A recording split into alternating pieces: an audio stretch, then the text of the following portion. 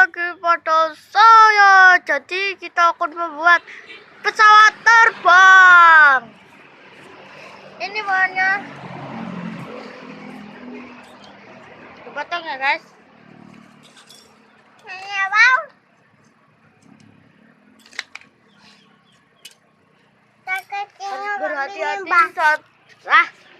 Harus berhati-hati saat menggunakan lem G atau lem panas.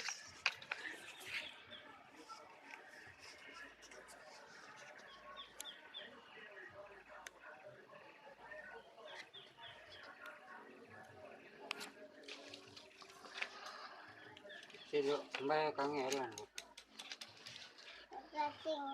Kalau bikin jangan ada Sasa atau adiknya. Yo, what's up guys? Waktunya sudah terbatas. Like and comment, subscribe. Jika like 10, saya sudah selesai buat pesawatnya. Oke.